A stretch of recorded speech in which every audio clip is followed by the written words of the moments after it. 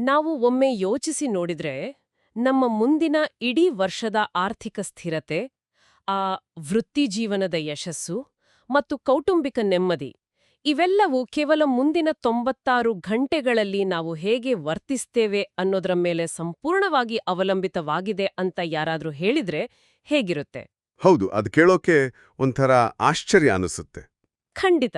ಸಾಮಾನ್ಯವಾಗಿ ನಾವು ಸಮಯದ ಬಗ್ಗೆ ಯೋಚಿಸುವಾಗ 4 ದಿನಗಳು ಅಂದ್ರೆ ಕ್ಯಾಲೆಂಡರಲ್ಲಿ ಬಂದು ಹೋಗುವ ಮತ್ತೊಂದು ಸಾಮಾನ್ಯ ವಾರಾಂತ್ಯ ಅಂದ್ಕೊಳ್ತೇವೆ. ನಿಜ. ಆದ್ರೆ ಇಂದು ನಾವು ಈ ಆಳವಾದ ವಿಶ್ಲೇಷಣೆಯಲ್ಲಿ ಅಧ್ಯಯನ ಮಾಡುತ್ತಿರುವ ಮೂಲವು ಒಂದು ನಿರ್ದಿಷ್ಟ ಕಾಲಘಟ್ಟ ಹೇಗೆ ವ್ಯಕ್ತಿಯ ಇಡೀ ಭವಿಷ್ಯದ ದಿಕ್ಕನ್ನೇ ಬದಲಾಯಿಸುವ ಕೇಂದ್ರೀಕೃತ ಬದಲಾವಣೆಯ ಬಿಂದು ಆಗಬಲ್ಲದು ಅನ್ನೋದನ್ನ ವಿವರಿಸ್ತದೆ. ಹೌದು, ಆ 4 ನಿರ್ಣಾಯಕ ದಿನಗಳು ಕೇವಲ ಸಮಯದ ಅಳತೆಯಲ್ಲ, ಬದಲಾಗಿ ಅದು ಮಾನವನ ಮನೋವಿಜ್ಞಾನ ಮತ್ತು ಪ್ರಕೃತಿಯ ಶಕ್ತಿಗಳ ನಡುವಿನ ಒಂದು ಪರೀಕ್ಷಾ ಹಂತ. ನಾವು ಇಲ್ಲಿ 2026ರ ಏಪ್ರಿಲ್ 6ರಿಂದ 9ರವರೆಗಿನ ಮೇಷರಾಶಿಯ ಜ್ಯೋತಿಷ್ಯ ಭವಿಷ್ಯವಾಣಿಯನ್ನ ನೋಡ್ತಾ ಇದ್ದೀವಿ. ಈ ಅವಧಿ ಅಂತಹದ್ದೇ ಒಂದು ತೀವ್ರವಾದ ಘಟ್ಟ. ಅಂದ್ರೆ ಇದು ಕೇವಲ ಇಂದು ಹೀಗಾಗಲಿದೆ, ನಾಳೆ ಹಾಗಾಗಲಿದೆ ಅಂತ ಹೇಳುವ ಸಾಮಾನ್ಯ ಭವಿಷ್ಯವಾಣಿಯಲ್ಲ. ಖಂಡಿತ ಅಲ್ಲ. ಇದೊಂದು ವಿಸ್ತೃತ ಮಾರ್ಗದರ್ಶಿ. ಇದರಲ್ಲಿ ನಿರ್ಧಾರಗಳು, ಎಚ್ಚರಿಕೆಗಳು ಮತ್ತು ಆಧ್ಯಾತ್ಮಿಕ ಪರಿಹಾರಗಳು ಎಲ್ಲವೂ ಅಡಕವಾಗಿದೆ. ಹೌದು. ಹಾಗೆ ಈ ಮೂಲದ ಬಗ್ಗೆ ಮಾತಾಡುವಾಗ ಒಂದು ವಿಷಯವನ್ನ ಸ್ಪಷ್ಟಪಡಿಸಬೇಕು. ಈ ವರದಿಯಲ್ಲಿ ಶ್ರೀ ರೇಣುಕಾ ಯಲ್ಲಮ್ಮ ತಾಯಿ ದೇವಸ್ಥಾನದ ಪೂಜಾರಿ ಶ್ರೀನಿವಾಸರಾಜು ಅವರ ಸೇವೆಗಳ ಪ್ರಚಾರದ ಮಾಹಿತಿಯೂ ಸೇರ್ಕೊಂಡಿದೆ.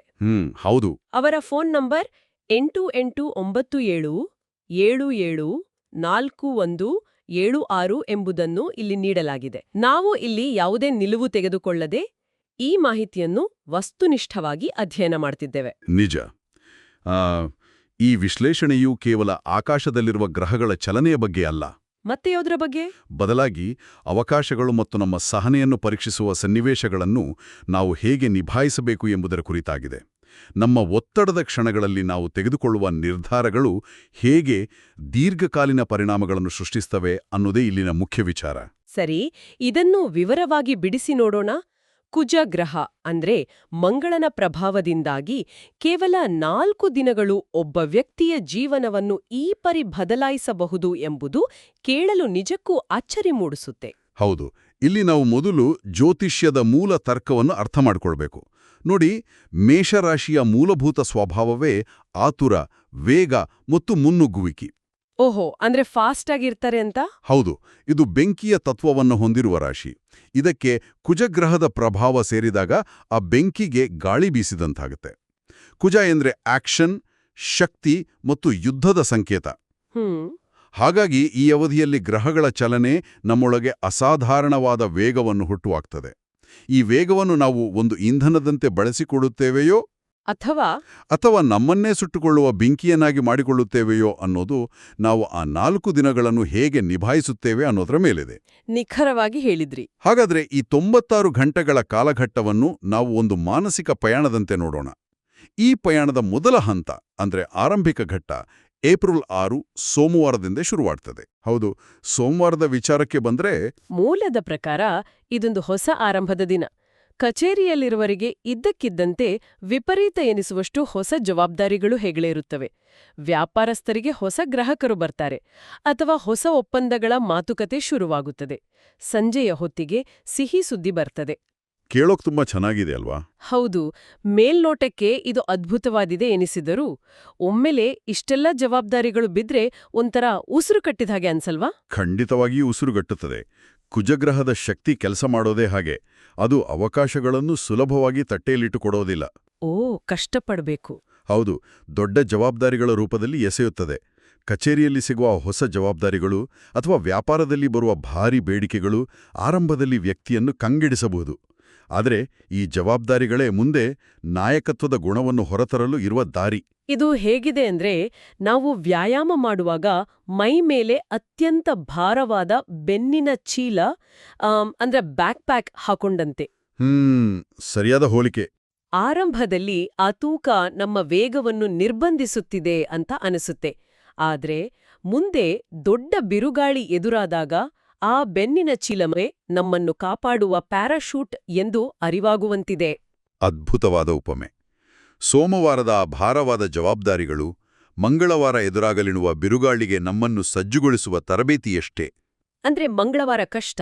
ಹೌದು, ಏಕೆಂದರೆ ಏಪ್ರಿಲ್ 7 ಅಂದ್ರೆ ಮಂಗಳವಾರ ಒಂದು ಘರ್ಷಣೆಯ ಪರೀಕ್ಷೆಯ ದಿನ. ಸೋಮವಾರವಿದ್ದ ಆ ಹೊಸ ಆರಂಭದ ಉತ್ಸಾಹ ಮಂಗಳವಾರದ ಹೊತ್ತಿಗೆ ಇದ್ದಕ್ಕಿದ್ದಂತೆ ಆರ್ಥಿಕ ಒತ್ತಡ ಮತ್ತು ಕೋಪಕ್ಕೆ ತಿರುಗುತ್ತದೆ ಎಂದು ಮೂಲವು ಬಹಳ ಸ್ಪಷ್ಟವಾಗಿ ಎಚ್ಚರಿಸುತ್ತದೆ. ಒಂದು ನಿಮಿಷ, ಇಲ್ಲಿಯೇ ನನಗೆ ಸ್ವಲ್ಪ ತಲೆಗೆ ಹುಳ ಬಿಟ್ಟಂತಾಗೋದು. ಸೋಮವಾರ ಕಚೇರಿಯಲ್ಲಿ ಎಲ್ಲವೂ ಚೆನ್ನಾಗಿರುತ್ತೆ. ಆದ್ರೆ ಮಂಗಳವಾರ ಇದ್ದಕ್ಕಿದ್ದಂತೆ ವಾಹನ ದುರಸ್ತಿಗೆ ಬರುತ್ತದೆಯಂತೆ, ಮನೆ ಅಥವಾ ಮಕ್ಕಳ ಶಿಕ್ಷಣಕ್ಕಾಗಿ ಅನಿರೀಕ್ಷಿತ ಖರ್ಚುಗಳು ಎದುರಾಗುತ್ತವೆಯಂತೆ. ಹಾಗಂತ ಮೂಲ ಹೇಳುತ್ತೆ. ಆಕಾಶದಲ್ಲಿರುವ ಗ್ರಹಕ್ಕೂ ನನ್ನ ಕಾರಿನ ಎಂಜಿನ್ ಕೆಟ್ಟು ಹೋಗುವುದಕ್ಕೂ ಏನು ಸಂಬಂಧ? ಗ್ರಹಗಳು ಬಂದು ಕಾರಿನ ಟೈರ್ ಪಂಕ್ಚರ್ ಮಾಡುತ್ತವೆಯಾ? ಈ ಆಸಕ್ತಿದಾಯಕ ಅಂಶವೇನೆಂದರೆ, ಯಾವುದೇ ಗ್ರಹವು ವಾಹನವನ್ನು ಭೌತಿಕವಾಗಿ ಕೆಡಿಸುವುದಿಲ್ಲ. ಆದರೆ ಘಟನೆಗಳ ಹಿಂದಿರುವ ಆ ಕಾರ್ಯಕಾರಣ ಸಂಬಂಧವನ್ನು ಅಂದ್ರೆ ಕಾಸಾಲಿಟಿಯನ್ನು ನಾವು ಗಮನಿಸಬೇಕು. ಅಂದ್ರೆ ನಮ್ಮದೇ ತಪ್ಪು ಅಂತೀರಾ?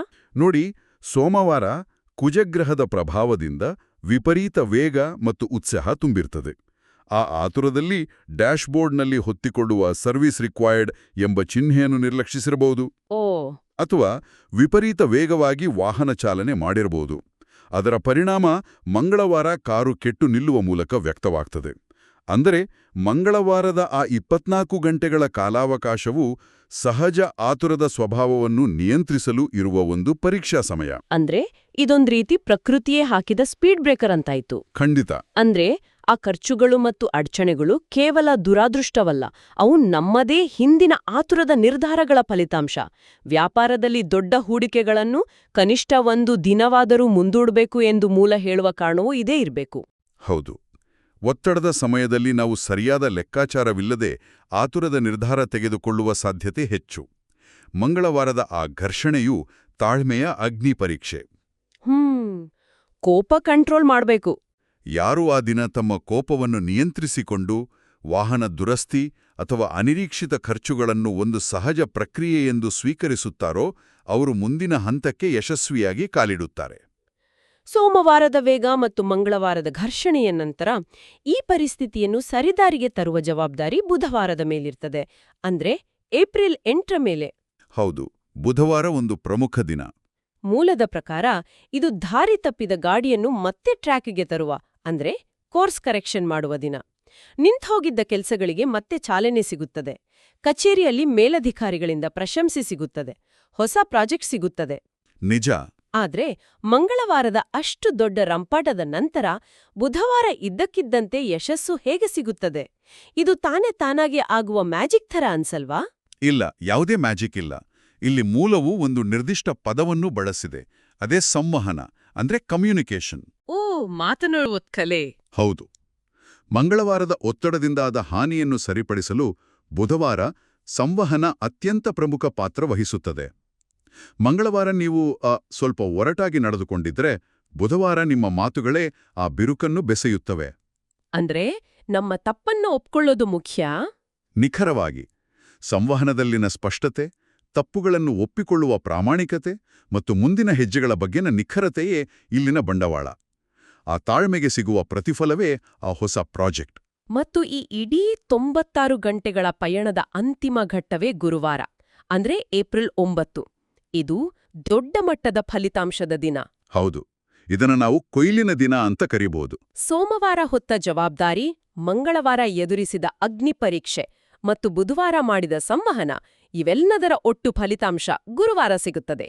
ಸಣ್ಣ ಕೆಲಸಗಳಿಗೂ ಭವಿಷ್ಯದಲ್ಲಿ ದೊಡ್ಡ ಲಾಭ. ಮೀಟಿಂಗ್ಗಳಲ್ಲಿ ಮನ್ನಣೆ, ವ್ಯಾಪಾರದಲ್ಲಿ ದೊಡ್ಡ ಆರ್ಡರ್ಗಳು. ಹೌದು, ಇದು ಕಾರಣ ಮತ್ತು ಪರಿಣಾಮಗಳ ಒಂದು ಪರಿಪೂರ್ಣ ಸರಪಳಿ.